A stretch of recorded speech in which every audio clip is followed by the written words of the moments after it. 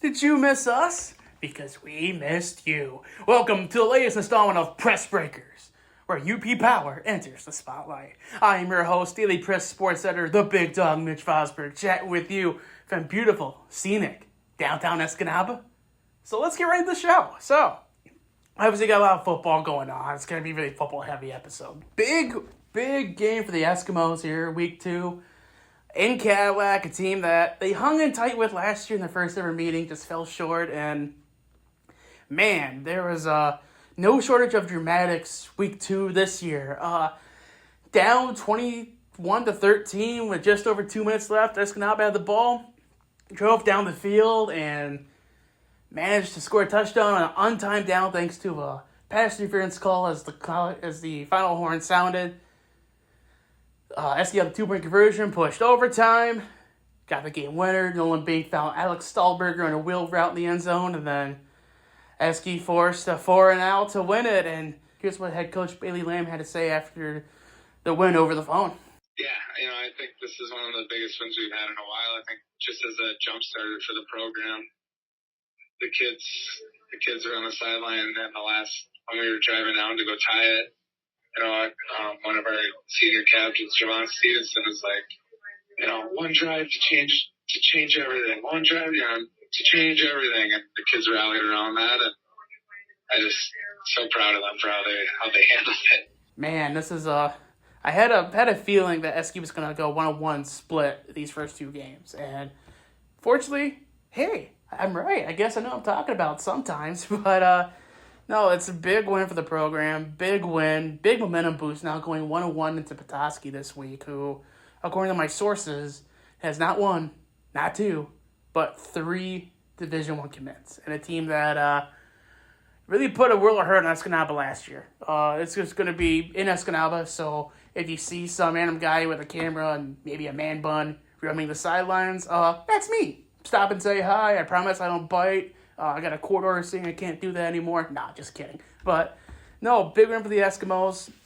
Really intriguing to see what the first home game is going to be like. Petoskey is going to boil down. It's going to be down to Petoskey and Marquette for the Big North this year, which is going to be quite the little race. When those two collide, I really wish I was able to be there in person, but that's not going to work with my schedules and covering the other 8 football teams I have on Fridays. But, no, big shout-out to Escanaba.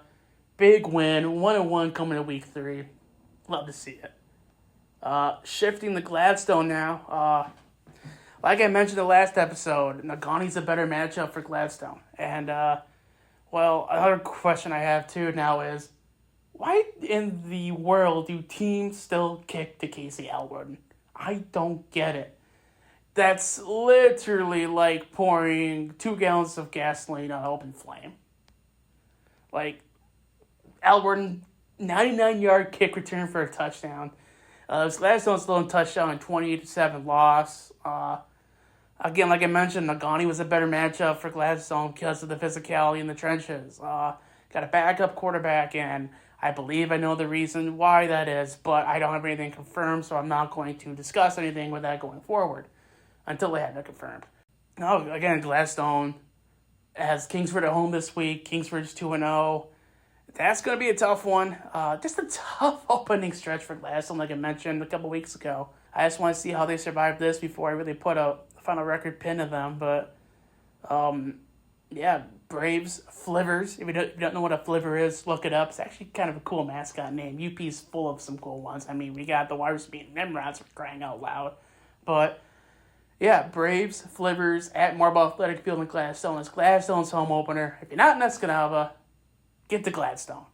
But if you don't want to go to either of those two, Park River Harris has West Iron County this week for Parents' Night, and I was able to watch Park River Harris this week against Iron Mountain, or last week against Iron Mountain, and that game did not go Park River Harris's way. Kind of like I mentioned a couple weeks ago, you got a new coach, new quarterback, a lot of new faces in there, and they played Iron Mountain, and Iron Mountain won a district title last year in Division 8, and fell to Beale City in the regional finals in Beale City. No shame in that kind of loss whatsoever, and Iron Mountain still got a good squad. Here's what Park River Harris coach Caleb Adams had to say after the game. It's always a tough loss, losing Iron Mountain. They're the epitome of our conference. They got, they've won district championship, last 6 years maybe. I don't know. They're the standard for Division 8 right now in the Upper Peninsula. And, we know that we have to get past them to do anything that we want, and we didn't do that tonight. But I think we found an identity. You look at that fourth quarter drive, and they didn't have any starters out. So when we went down the field, we felt good about that drive and who we are. We got some good running backs that I got to utilize a little bit better as a coach, and I think we're gonna figure things out when we meet them again week 8. And it was interesting kind of watching them after the game too in the huddle. Like when you get a running clock put on you, normally the team is down and whatnot. And I played in high school, we did that to teams all the time, and those post-game talks I could just see, were never good. But Barker Harris was, really optimistic, which when you think after taking a loss like that, you wouldn't think it. But, so yeah, the Broncos got the Wycons of West Iron County. I wasn't kidding. A lot of cool, interesting, unique mascot names up here. They got them at home at 7 o'clock. All home games are at 7 o'clock this week. Should be interesting. But, yeah, so high school football season really starting to heat up here. We're getting to week 3, getting to the nitty-gritty. We're about to find out what these teams really are actually made of. So, yeah, that's kind of the high school bit of this episode. Let's shift over to our other side of the talk with somebody who just got a brand new promotion. All right, so the Eskymos won big, the Braves fell flat, and the Broncos fell short, but let's talk about some other stuff outside the high school realms. Joining us now, a brand new promoted man. He's not just news reporter anymore. Ladies and gentlemen, please welcome, for the first time officially, Producer Noah. Producer Noah, welcome back to the show, man, and congrats on the promotion. That's awesome, man. Hey, thanks, Big Dog. Thanks for having me back. I found out about this promotion 5 minutes ago, so I'm ecstatic to be here and love to talk some sports with you. God, I love sports. Let's talk about the NFL, because we just got through week 1. Had a few upsets. Certainly had some interesting games. So, Big Dog, give me your takeaways from week 1. Well, since the show started, I mentioned how high I was on Will Levis. I'm selling all that stock so fast, it's not even funny. How the Bears walked away with a win without scoring an offensive touchdown to me will forever be one of the greatest mysteries of my life. Caleb Williams looked horrendous, which as a rookie was no surprise, but Will Levis saw that performance and told the Titans, hey, hold my mayo, and made it even worse. That last touchdown the Bears got, with him going to the ground, just eat the sack. It's not that hard, trying to do too much. So I love where the Titans are at as an organization, but I feel like now they're going to be one of those teams that's going to be looking for a quarterback come February, which is unfortunate. Second big takeaway, Noah's going to hate this bit, but can we have Chris Boswell get some MVP votes for crying out loud? 6 made field goals, multiple from 50-plus yards, and an 18-10 win. TJ Watt's back in his prime form. And, well, outside of that, I mean, Steelers still look good defensively, offensively with Justin Fields. He didn't turn the ball over, and all my hair is still intact. As a diehard Steelers fan, I will take that week 1. Atlanta's got, I think, a little progress doing both sides of the ball. They're not that far off. I just need time to gel and mesh. Am I right with that Falcons assessment? They just need time to mesh. I would say yeah. I was even though we did give up the 5 field goals, I was impressed with the defense. 6 field goals, thank you. I was impressed with the defense. And I think a little bit of it, a lot of the talk of the game was, Arthur Smith, the new OC for Pittsburgh, coming back to the team that fired him. I think he had a bit of a chip on his shoulder. But, I think Atlanta just needs to mesh a little bit, and certainly Kirk has got to live up to that contract, and he did not on Sunday. Yeah, well, speaking of meshing, I thought going in Green Bay's defense needed time to mesh too, like a 4 or 6 week stretch. The degree of difficulty for the Packers this year just went up due to the dang roof. Jordan Love's Thank goodness it's only an MCL injury. It could have been way worse. Holy smokes, with about 5 seconds left.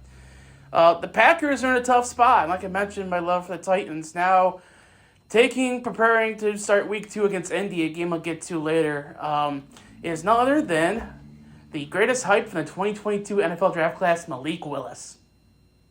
Oh boy. This is going to be Green Bay's defense needed time, 4 to 6 weeks to mesh. The receiving core needed a little time with Love to see who was going to be the true number one option. I don't care who you are. Every team needs a true number one receiving option. Any team that's ever found success has had that.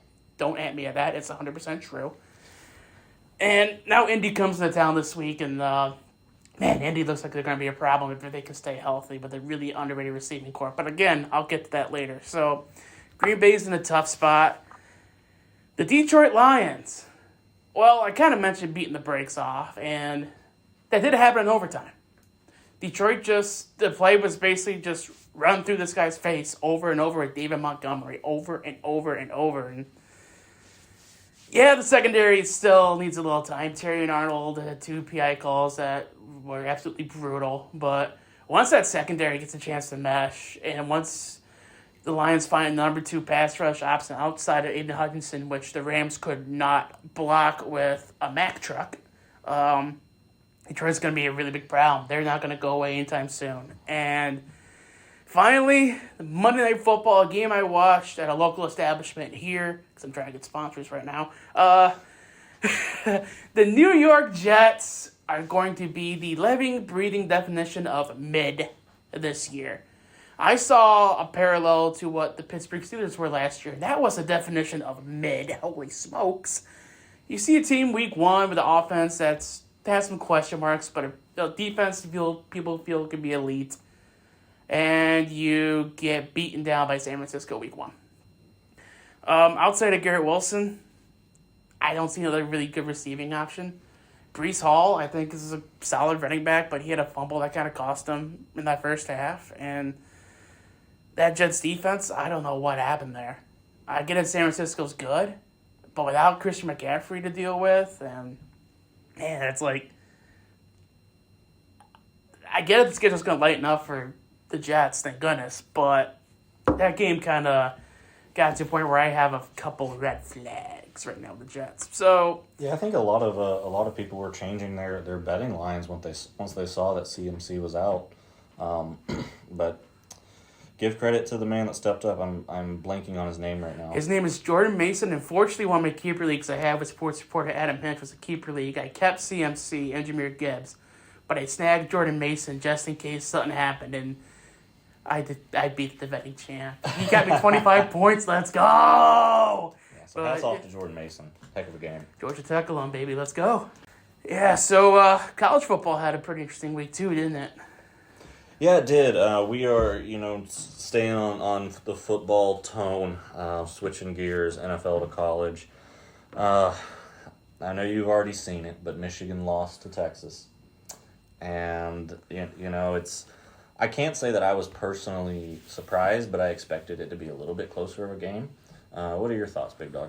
Well, I was, like I mentioned, like I told people listening last week, find a way to watch this game. By the time halftime rolled around, I got off my streaming service and beep, went my PS5 to turn on to play College Football 25 instead. Look, Michigan lost 16 starters from last year, including 10 on offense, and their head coach, and their defensive coordinator. And all of a sudden, who comes into town? None other than the University of Texas, who was probably 1 or 2 plays away from playing Michigan in the title game last year, who still has their quarterback, still has a lot of receiving options, and shoot, there's so deep at quarterback, they got Arch Manning at second string. That game didn't surprise me one bit, although Michigan's, I can't call it offense, but whatever the heck that was not where I thought it would be. That was really disheartening to me, but the final score, the outcome, I'm not surprised whatsoever. Whoever took Texas -7 or -6.5, thumbs up from the big dog. And speaking of upsets, we're gonna stay on that same subject. Northern Illinois takes down Notre Dame. How about them Huskies? Yeah, so this one is a little This one hits the nerve a little bit. So let me take y'all back to 2021.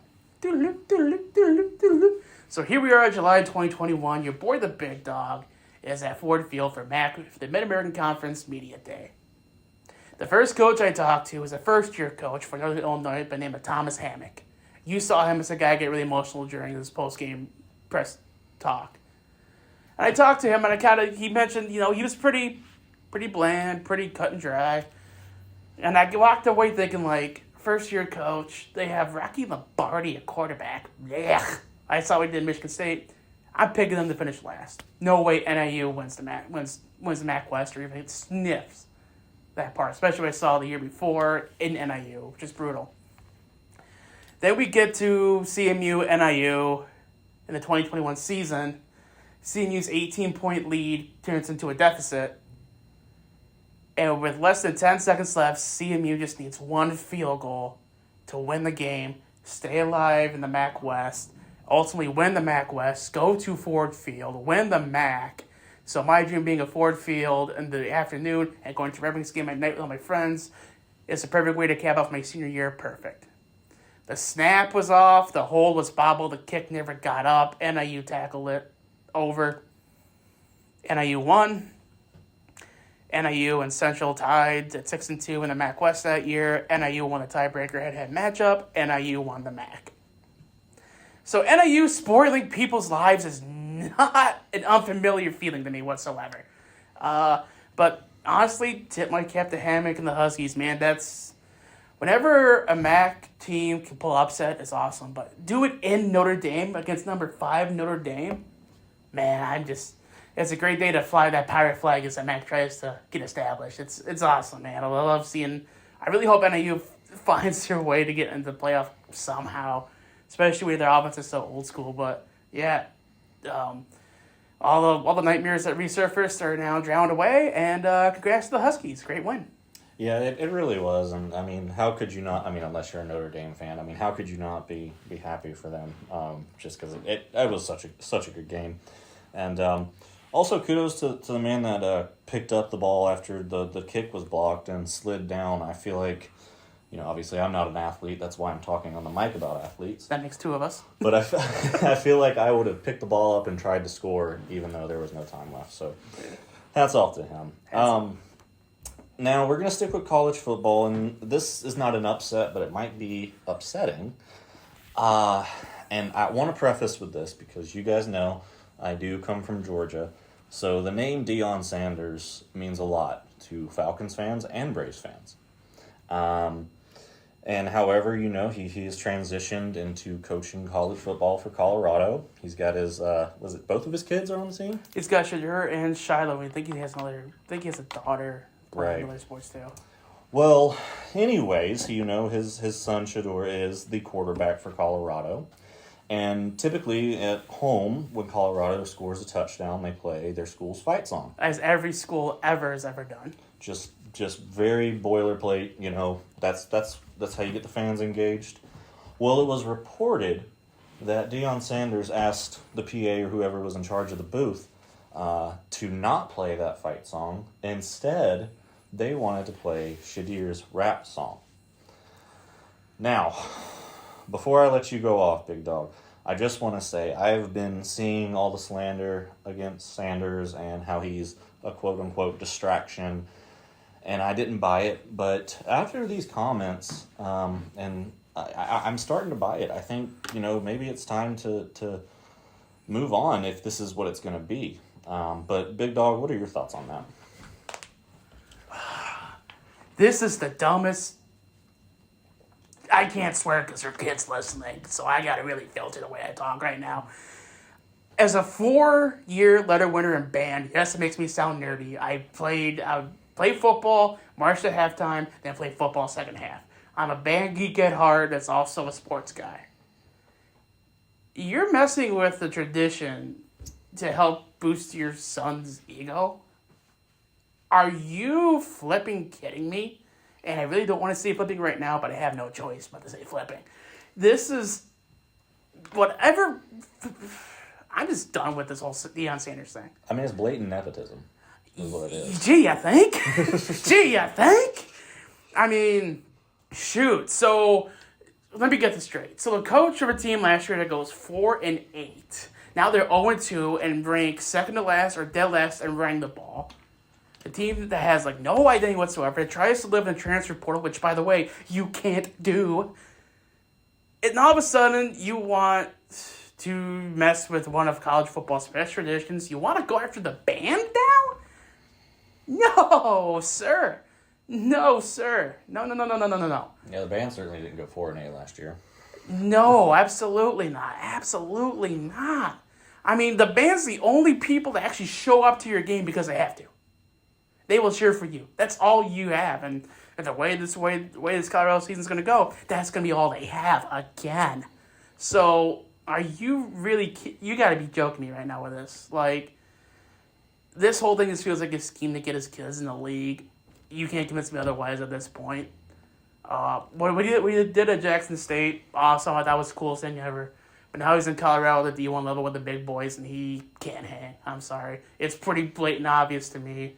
I was one of the people that got fooled last year thinking it was going to work. Now it's just, I sold all my stock with Colorado. I have sold all my stock in Deion Sanders. It's, like you said, it's just nepotism right in front of our damn eyes. And I cannot stand it whatsoever. So, yeah, just why? Yeah, I think a lot of us were on, a lot of sports fans anyways, where a lot of us were on that Colorado, I guess you'd call it bandwagon, because they were just fun to watch. But obviously, there's a lot of distractions going around, and you can't have all these distractions and play my son's rap song when you're 0-2 or 4-8. Have you ever heard the theory with Schrodinger's cat? I have not. So basically, this dude Schrodinger put a cat in a box and sealed it off. And you kind of wonder, like, hey, is the cat alive or is the cat dead? And the only way to figure out is if it's dead or alive is you have to open the box. Well, now we as sports fans have opened the box and we see there's not a cat inside, but a turd. And there's a kid playing in the corner with the cat.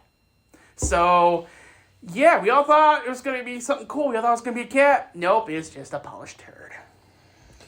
Well, moving away from turds and... What a segue. This is why it makes the big bucks as producer, folks. That's right. But moving away from college football, we're gonna stay in the sports world, and Mitch will see Big Dog will see what your big five bets are. So let's get into it. What do you got for me? Yeah, well, let's kick off let's talk about last week first. Last week I was 3-2 against the spread, 2-3 money line. Like I mentioned, the Titans. Thanks a lot. Hey, I was right with the Lions. I was right with the Cardinals hanging it tight. That was pretty cool. Yeah, so this week, though... Oh, and also shout out the Patriots. Beating the Bungles. Making Adam Hinch's life just miserable this week. It's hard to deal with, but hey, so be it. But this week, though, here are the five that I like. So, first game. Dallas Cowboys -6.5 against the Saints. What we saw last week against Cleveland is basically what the Cowboys are. Early in the year, perfect, dominate, punch you in the mouth. My concern was, for the Cowboys, Dan Quinn goes away, what does that defense look like? I took Mike Zimmer for granted, and you saw what they did against some backup tackles with Cleveland last week. That was just brutal. I stopped watching with like 4 minutes left in the first half because that game was over. Congratulations to the Saints. You beat Carolina. Whoa. That's about as impressive as me breathing. I mean, Bryce Young threw a pick on the first throw. Okay. Yeah. So now the Saints are coming into Jerry World against the actual team, the actual quarterback, an actual offensive line, an actual defense. Yeah, give me the Cowboys -6.5. I mentioned earlier about the Packers. They're 3-point underdogs against Indy, and I'm going to take Indy -3 here. The Colts receiving core is underrated. They hung in really tight with Houston last week at home, and I just have so many questions with Green Bay right now where the state of this team is at, and I know the Packers are going to find a way to make it tight. They always do. But like I mentioned, this defense needs more time to gel. And Shane Steichen's a wizard beyond belief. And you got to stop Jonathan Taylor and Anthony Richardson right now. I don't like those odds. I think Indy wins by a touchdown. So Indy wins, and they cover the 3-point spread. Now, a different little sidebar here. So I had my one more lock last week, right? Well, I'm going to do what's called a mortal lock parlay. So me and a couple friends of mine, they're scattered across the country because, like Garth says, I got friends in little places. So 3 games here. It's a mortal lock parlay. Take this little parlay if you want. Ours hit last week. So here's the mortal lock parlay for this week. So the Patriots are coming off a really big upset win against the Bengals. Now they're home, and here comes Seattle, fresh off a home win against the Denver Broncos with a rookie quarterback and a game that probably didn't look the greatest. I don't know how good people are at geography, but the distance from Seattle to Foxborough by Boston, that's a pretty big travel. This hook is what's getting me. Patriots hang in by a field goal. Seattle, I think, wins outright, but the Patriots cover that 3.5-point spread. Second one, I was so high on this team last week, and I watched them on Hard Knocks. I should have known better, damn it. Give me the Commanders minus 1.5 against the New York Giants. I don't even call them Giants at this point. You gotta call them the more like the little Giants right now at this point. It's depressing. I saw one figure, Daniel Jones has more picks than touchdowns or something like that. And it's funny because like, since Daniel Jones inked that extension, he has 2 touchdowns. Saquon Barkley had 3 last week. Paid the wrong man, New York. Need I say more? Washington minus 1.5. And then my personal mortal lock, the Bears won without an offensive touchdown. They won against the Titans team that had a second-year quarterback that just was not there. Was not solid whatsoever. And not to mention, Tennessee's defense, in reality, looked really, really good. Now they have to walk into Houston that face legit quarterback with a legit running back, legit receiving core, and a legit defense. I'm taking Houston minus 6.5, and I'm running with it so fast it's going to make Forrest Gump look like he's like walking like a toddler. Give me the Texans minus 6.5 here for the obvious reason, the fact that it's a primetime game with a rookie quarterback who, even in college, was pretty erratic with his accuracy.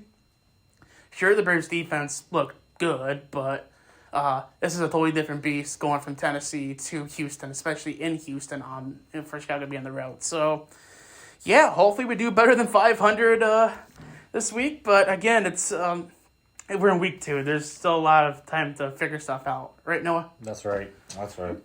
Well, now we get to a new segment. I guess this is the second iteration of it. And I have decided that I'm calling it Noah's Big 3 Questions. Cue. I like it. So we're going to start with baseball. And I'm going to give you just a little bit of qualifying information. Okay. Before I get to the question. Okay. Gotcha. The Detroit Tigers, they are 74-71. Oh, you going here? They're 3 games above 500. Guillermo Montero threw a 3-hit complete game shutout against Colorado. I know it's Colorado, but still. They are, 3 games out of the last wild card spot behind division rival Minnesota Twins. We've got about, I think we said earlier, 17 games left. Mm-hmm. We've got 2 more in Detroit against Colorado. And then Baltimore comes to down for 3-game set. So that'll be tough. So you got to take care of your business against Colorado. Mm-hmm. Then you got a tough road trip. You got 3 games in Kansas City. Mm-hmm. And then you got 3 more games in Baltimore. Mm-hmm. And then looking at the last 2 series, Tampa comes to town. You got to take 2 out of 3 at Tampa at least. And then finally, the White Sox, come to town. You got to sweep them. Yeah, you better. But my question is Detroit going to take that last wild card spot away? My heart is telling me this is a stupid question. Yes, you're going to do it. But my head is telling me I will give you the definitive answer after that Kansas City series because that's what I want to see. Like you mentioned, Colorado's Colorado. Get them outside of cores. They have no pitching. Never had pitching in my lifetime outside of Ubaldo Jimenez. That Kansas City Baltimore stretch, that 9-game stretch there is going to make or break whether or not they're a playoff team. If they can win 6 out of those 9 games, I'll say yes. But if they don't go at least 500 in that stretch, no way. But honestly, the fact that we're talking about the Tigers in a playoff spot in September, especially how bad it looked around June and July, I'm not complaining. This is it's been a long stretch of just reasons to consume libation after libation. But no, finally it seems like the Tigers are trending in the right direction. It's about dang time. Yeah, I agree. I don't think I personally expected Detroit to be here. I thought it was going to be another lost season with a team full of bad contracts, Javi Baez. But yeah, they're an exciting team, and it just, there's so many variables that come into this. It's also about how Minnesota plays as well in the coming weeks. But we'll see. I think they got a shot. Moving on now, we're gonna head back to the NFL. And we kind of talked about this a little bit, but I want to know, Big Dog, the first week of NFL, did it exceed your expectations? Was it just okay? Were you like, what the heck is this first week? What is this season? Is it going to be like this all year? And if you had to pick, not as a fan, but as just someone, or just as a sports fan, your favorite game to watch of the week and your least favorite? Well, the favorite game of the week was definitely the Lions and Rams. Holy smokes. Least favorite was, I flipped around to a couple games. I didn't enjoy the Monday night game just because it's just, without CMC and seeing the Jets kind of go the way they did, kind of soured it. Because again, that's not that one establishment, because I need sponsors. But, week 1 was kind of on par with what I figured week 1 was going to be. Everyone's trying to figure stuff out right now. It's not going to get really good until Halloween or Thanksgiving. So, although the Chiefs-Ravens game also by like an inch of a foot. And now, that was me catching with my feet. You have had like a foot of clearance. You would have been good. But, yeah. Yeah, that was tough. But yeah, I agree. I think it was pretty on par, and it's kind of like the first couple weeks of school. You're just figuring out how you mesh with the teacher, coach, figuring out how you mesh with the rest of your classmates, team, similar to that. Mm-hmm. Now, one thing I noticed this year is you're seeing players wear the Guardian helmets. Mm-hmm. We've seen a couple. And J.J. Watt, legend and probably Hall of Famer, came out and said he wouldn't wear it. It's not for him, but he understands it. So my question to you, Big Dog, are we going to see more of this? And are the players that are not wearing it, is it an aesthetic thing or what is it? It's honestly, it's to hopefully limit concussions is the goal with it, to my knowledge. It's a weird look. Again, like everything new in the NFL looks weird. Exhibit A, the kickoff rule. Honestly, I just want to see if it actually makes a difference or not before I really make an assessment on it. Like JJ said, like he wouldn't wear it personally, but he understands how it works. I'm kind of in that same boat. If I would play football like that, I wouldn't wear it. Kind of the big reason was my high school, we had blue helmets with the yellow Michigan wings, and I wanted to get that covered up because it felt like you were playing for Michigan. It's kind of cool. But no, I totally get it. Like area schools here, like every single kid on Park River Harris's roster has one of those Guardian caps. A couple kids from Esky have Guardian caps. A couple kids from Gladstone have Guardian caps. I just want to see the data and research behind it to make sure like it really does work and it's beneficial. Because the point of the helmet initially was not to help protect the brain, it's to protect the skull. Right. It's just, that's why you have other helmets to try and pad any skull injuries. Which, hey, skull injuries in the NFL don't happen, which is cool, but now you got to worry about what's inside the skull. Right. For a contact sport. So I don't think there's a way you absolutely eliminate concussions, but if that's going to help kind of limit the rattling that goes on in there, like, cool, awesome. I just want to see if it works or not first before I really have a take on it. Do you think that's what the players that aren't wearing them are doing them as well, trying to see how it works, and like you said, talked about the data and everything. You think that's why the majority, I would say majority of players are not wearing them, is because they're not sure if it'll work? Or, I mean, like you said, it looks weird, man. It looks weird. So, or do you think a lot of these players don't want to take away from their natural swag? I think it's, if I'm being totally honest with you, did you ever have a pair of Starberries growing up? I did. Yeah, so Starberries were so, like, it's in or it's out or whatnot, right? I kind of feel like that's kind of what Guardian caps are. It's all about a personal preference. Like, I had so many pairs of Starberries. I liked them. They were cool. Were they durable and sturdy? Yeah. But it's kind of like the new shoe, the new trend or whatever. Except this one, hopefully, is going to help protect the brain. So, yeah. Yeah, we'll see. I'm very interested. I know they're ugly as sin, but they're if they do what they're supposed to do, it can help a lot of people in the future. But Big Dog, that was the 3 big questions from Noah. Sweet. And also, again, congratulations on the promotion up to producer. Thank you. Man, next step up is janitor. You better work hard to get that one. Ooh, look out. Look out. Awesome. Well, hey, thank you so much for listening. If you aren't listening yet, well, I don't know how you're listening to this right now then. But again, if you like what you're hearing, just, like, share, subscribe, spread the word, man. We're trying to have some fun up in here. Trying to make something different here for the UP. So, until we talk again, for producer Noah, I'm your host, the Big Dog Mitch Vosburg. Thanks for stopping by. And as always, keep your stick in the ice.